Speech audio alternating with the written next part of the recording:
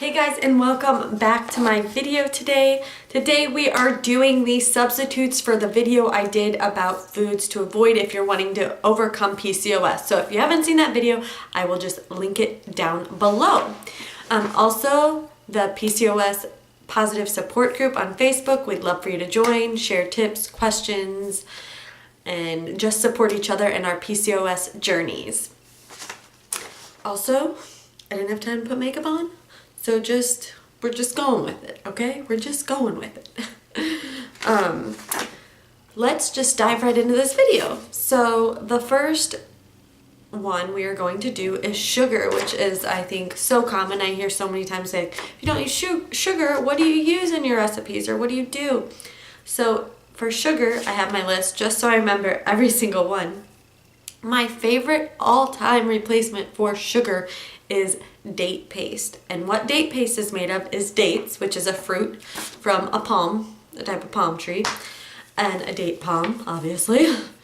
And they are kind of caramely. So what you do to make date paste is you just add a little bit of water, you soak your dates overnight, the next day you blend them up, you take them out of the water and blend them up, and it makes this caramely paste. It, to me, tastes just like caramel. I haven't had real caramel in a long time, but so good for you. High in minerals, low glycemic food, high in fiber, rich in antioxidants. I cannot speak highly enough about the benefits of eating dates, and when you replace them with sugar, they are so sweet. You can add them to smoothies. You can use date paste in baking recipes. It will kind of change your texture because it is going to be wet as opposed to dry like sugar. But if you can kind of manage juggling that, try the date paste. And even if you don't want to use date paste in substitute for sugar, I highly recommend buying them and having them on hand when you have a sugar craving, and you can just pop one in, one or two, and it gives you so much energy. It gives you a good energy boost, and it curbs that sweet tooth. And really, they're very satiating and they're high in calories. So add them to smoothies. Even if you don't necessarily add sugar to certain things, I recommend just adding them in, like I said, because they are so high in minerals and antioxidants. The next is coconut sugar. So coconut sugar is actually probably going to be an easier substitute for sugar because it's a 1-to-1 ratio in baking recipes. It has the same sweetness, but coconut sugar is also a low glycemic food, and it is rich in minerals, and it obviously comes from the coconut. So this is what I use in most of my baking recipes. Is I just use coconut sugar. No one can tell the difference, and it's so much better for you, and it's actually pretty nourishing to your body. With that being said, it is still refined from the coconut. It's not just a coconut blended up. So I don't think eating a whole day's worth of cookies made with coconut sugar is super nutritious for you, but you can definitely eat them and not feel guilty about it, in my opinion. So next is maple syrup, and I'm talking about actual 100% pure maple syrup. A lot of the brands at the grocery store are now like Aunt Jemima and these other ones that try to be kind of this maple syrup. If you read them, they're not maple syrup. They're just either high fructose cane sugar or some sort of sugar base. It's not actually maple syrup from the maple tree. Pure maple syrup is so beneficial for you as, well, one, it's sweet, so we love it, and we can add it into baking dishes as well, and add it into smoothies or whatever you need to sweeten up. All these can be used for that, so I don't know why I'm saying that. But it too is high in antioxidants. I have my thing here. It's high in manganese, calcium, phosphorus, potassium, and rich, did I say antioxidants? I mean, come on. You can't have enough antioxidants in your life. So maple syrup is definitely an amazing substitute for sugar. Next is blackstrap molasses. And you have to be sure there's regular molasses and then there's blackstrap molasses. And The only thing about blackstrap molasses is it does have its own flavor. So kind of whatever you use it in as far as cooking and baking, it is going to acquire some of the blackstrap molasses taste. So be sure to try the blackstrap molasses before you bake with it, or don't add as much to it and to just give it sweetness. I don't feel it is as sweet as sugar, but it still gives dishes sweetness. A lot of times I'll put it in my oatmeal.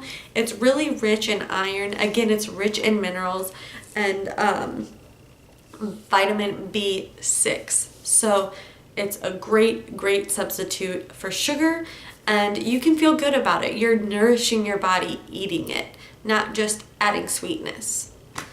Next is bananas. So mashing up bananas, really ripe ones, I'm talking brown spotty bananas, can be used in baking dishes, in smoothies, in cookies, which is a baking dish, but you know I'm adding that in there.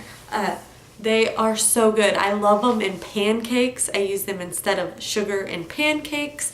And they do give a slight banana flavor, so you're gonna have to like bananas in order to use them. But I just love the fact that it's just a fruit. Kind of like the dates, it's just a fruit you're adding, and it adds just as much sweetness as sugar. So definitely try those out. I mean, I'm sure you all know bananas are rich in potassium, they have fiber, they're just overall so satiating. So definitely give those a go. If you have any questions about them, just leave it in the comments below. I will try and list the ratios. I don't know if I'll get the ratios up the night that I post this, but they will be up there sooner rather than later. So the ratios for like baking and substitutes for the white sugar. So definitely give it a try. If you try any of these that I'm listing, not even just the sugar substitutes, but the other ones I'm about to list, let me know. I would love to hear from you guys and hear what your experiences are, or what you're really loving, or maybe you've already tried some of these. How are you liking them? So next, let's just get right into the next one, which is substitutes for caffeine, coffee, soda, tea, black tea, you name it, anything with caffeine in it. And the first one is herbal teas. There are so many caffeine-free herbal teas that are just naturally caffeine-free. It's not like the caffeine's taken out and they're processed, and they're so good. If you are a tea drinker, I highly recommend trying an herbal tea, because you're not only just going to substitute that for your black tea, but the herbal tea is going to do a lot of good for your body as far as antioxidants go. Many times they are detoxing to the liver and kidneys, which is amazing for your skin and for your hormone balance. So definitely go for the herbal tea instead of the black tea. And even you can try this in the morning instead of coffee. I thought there was certain herbal teas that promote energy naturally. I haven't tried them just because I tend to have good energy most days. So, but definitely check them out. I'll list some of my favorite herbal teas down below, and you can see if you like them or if you've tried them. Next is, I've already mentioned it in the Foods to Avoid video, but coffee imitations. So they're made out of, most of them are made out of barley's in there and other ingredients. But if you really love the taste of coffee, and that's the type of person I was. I know I was that rare coffee drinker that just loved the taste of coffee. Then definitely give those a go, because they are caffeine free. They taste very similar to coffee without all the side effects of coffee and caffeine. So if you're wanting to kick your coffee addiction, you can always start kind of like half and half, or 3/4 coffee, 1/4 of the coffee substitute, and just slowly work your way off the caffeine. That way you're not having the caffeine withdrawals like headaches and mood swings and everything that goes along with it. Next is water. Yes, if you are craving the caffeine in the morning, it may just be you're dehydrated. So really make sure you are upping your water intake and you are well hydrated. I started drinking lots and lots of water in the morning to wake me up, and I heard about it and I was like, okay, yeah, whatever, that can't be. And I did it, and I just realized my shirt was unbuttoned. Breastfeeding probs. But I started drinking lots of water right when I got up in the morning, and it is amazing how much it wakes you up and gives you just natural energy. It hydrates you so you feel good. and you feel ready to conquer the day. Honestly, that's what water does. And if you really want to add more to it, add some lemon in it, and it really wakes you up. The smell of lemon, the aroma of it naturally wakes us up. So, and also the benefits of drinking it, obviously. Next is get lots of carbs into your breakfast. If you are lagging in the morning or lagging in midday and you are craving that caffeine for that energy, up the carbs. Eat lots of fruits, lots and lots of carbs. Those carbs will give you energy, and if you get the carbs from real food, it's not processed food, but real food, whole foods, you're going to have sustained, lasting energy. That feels so much better than the caffeine, and you're not going to end up with all the effects of caffeine. So definitely load up on the carbs in the morning and midday, and I mean, you can do it all day long, but I'm just saying, be sure you're getting enough carbs, because a lot of times if you're not, that's when you will get that fatigue feeling. Next is, I've said it so many times, but green juices. If you wake up and have a green juice in the morning, it has so much natural energy for your body. It's amazing how much better I feel when I drink a green juice, freshly squeezed green juice in the morning. I feel so refreshed, so ready to start my day. I challenge you all, just try it one day. That's all it takes. And even if you don't get to it in the morning, try it once throughout the day. It's amazing after you're done drinking it how good you feel and how much energy you have. On to the next. Dairy. This is a big one. I hear so many people say, I've given up this, but I just can't think of giving up dairy. Well, first off, I say it in a lot of my videos. That is not the mindset to be going into it. Switch your mindset. Start telling yourself, it would be easy for me to give up dairy. I can give up dairy. I would feel good about giving up dairy. I'm telling you, start telling yourself this, because I've been there. I was a cheeseaholic. I had milk, cereal 3 times a day. I had cheese and everything. Trust me, there's a reason you love dairy. It's addictive. It actually has an addictive chemical in it. Not chemical, but compound in it. But start telling yourself that it'll be easy to give it up, and I promise you, it gets easier. It gets so much easier to where you don't even crave it. In fact, you get pretty disgusted with it. At least that's what happened. That was my experience. I used to love dairy. I used to love milk. I loved cheese. I loved yogurt, all that. Honestly, it was just like dairy fest for me every day. And then one day I was like, I'm going to work on giving up dairy. And then it just slowly snowballed into me not having any dairy. And now to the point, it's been years since I've had dairy. And I am grossed out by the smell of cheese, by milk, just, but anyways, let me just get right into the dairy substitute so I don't go on about that. First one, most obvious and most common, are plant milks. There are so many plant milks out there available at every single store I've ever been in now. It's amazing. Try those. I feel that cashew and soy milk, just be sure it's non-GMO or organic soy, is the best as far as being the closest to the creamy, thickness of milk. But a lot of common ones are almond milk. Just be sure that they don't have carrageenan in them, and they're literally just the plant, water, and vitamins added, nothing else. And the best is to go unsweetened, but if you're not used to the plant milks, definitely get sweetened so you start enjoying them and you start acquiring the taste of them. Next is cashews. Cashews can be blended and added to dishes instead of cream. I went years without mac and cheese, and I was a mac and cheese holic, and I will say I did miss that.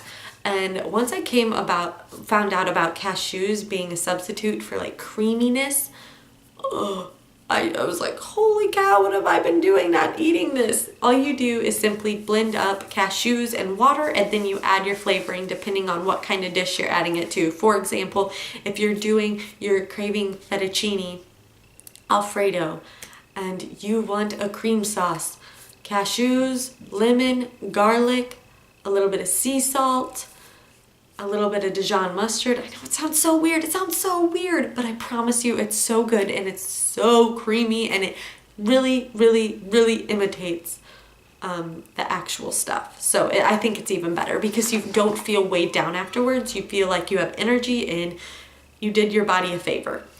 Next is avocado. So avocado can be in replacement of butter on something or mayonnaise. I mean, they have dairy-free mayonnaises out there, but they have oil in them, so just don't even bother. But avocado is great in smoothies to add a rich creaminess. It's great in recipes, again, to go for like a buttery taste or buttery texture. And next is silken tofu. Just be sure any tofu or soy you have is non-GMO or organic. And again, silken tofu doesn't have that much of a flavor, so you're gonna have to add your own flavoring to it, but it can be added into smoothies for like a creaminess, or it can be added in cream sauces as well. Cream sauces, that sounds kind of funny. Next is you can go to the store and buy the vegan options. Just be sure to get certain brands. So I guess I'll list some below because I don't feel like thinking of them right now. But you can buy vegan butter if you want. You can buy vegan cheese. You can buy vegan yogurt. These are all non-dairy alternatives. And some of them even don't have oil in them, which, you know, if you've watched the other video, you'd know I say to avoid oils. So if you're really feeling overwhelmed, just start with those because you can start to kick the habit by using those, and little by little, you know, use the other substitutes. But don't make it easy. Make it an easy transition. If the easiest thing for you is to go buy the substitute already made, already non-dairy, do it. You will be surprised how much all of that stuff tastes like the real thing. And like I said, I always feel it's better because you feel good about it after you eat it.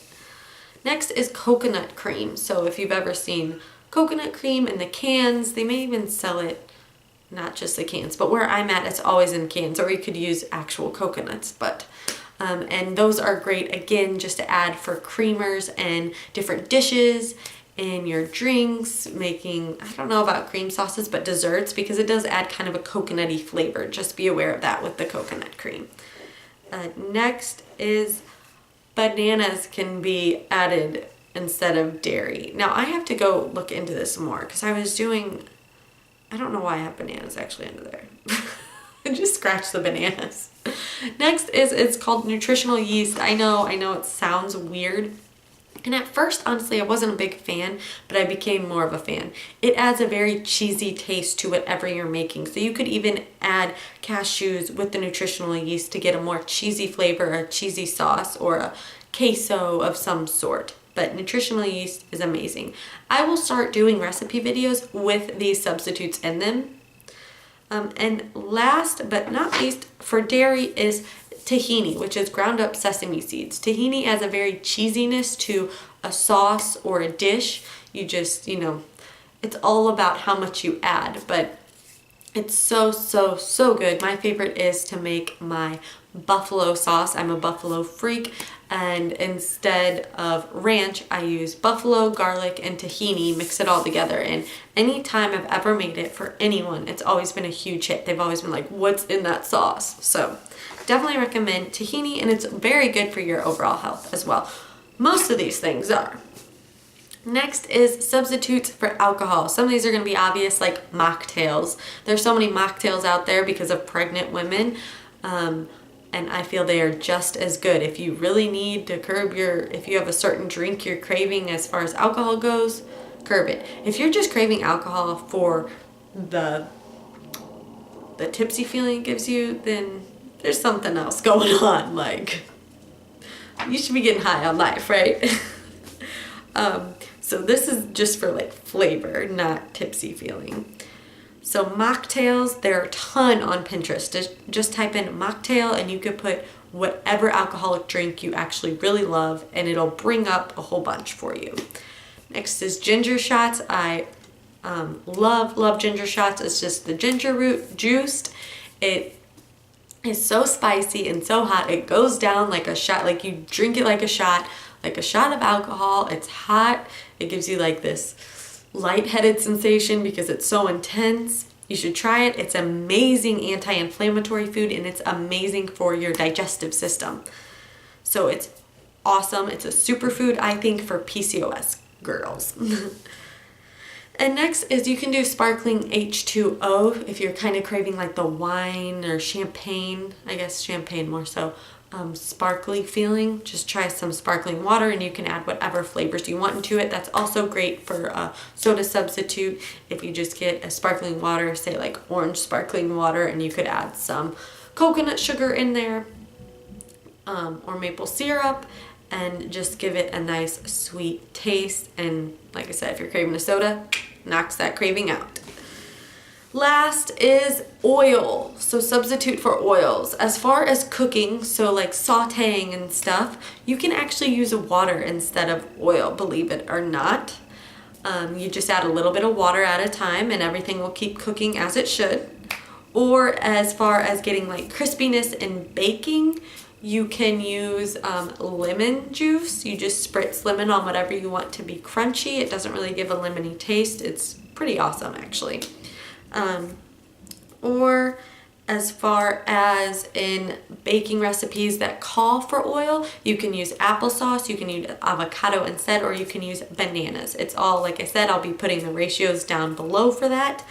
But it comes out, for the most part, I think the same. Unless you do it wrong, then it can come out a weird texture. But for the most part, I always use applesauce because I feel like applesauce doesn't add any flavor and it keeps the texture pretty much the same as it would if you used oil or butter. So, and it's just unsweetened applesauce. It's so simple. It's so inexpensive. I've always done the same as far as conversions for oil. Like if it calls for 1 cup of oil, I use 1 cup of applesauce. But from what I was reading, you use less applesauce. So I don't know if I've been doing it wrong or what. Or maybe I haven't been paying attention. But yeah, I think that's it. So I hope this helps. Sorry if I was rambling. If you have any questions, please feel free to leave them down below. If you haven't yet, please click the subscribe button and the little notification button so you get notified every time I post a new video, which right now is every Thursday. Look forward to doing more recipes, PCOS videos, and mommy videos to come. Thank you guys so much. Next video will be about how to increase your water intake, since water is so important when it comes to overall health and overcoming PCOS. Thank you guys. I love you so much. I appreciate your support. I appreciate your comments. You guys make my life so much better. Thank you. See you in my next video. Peace.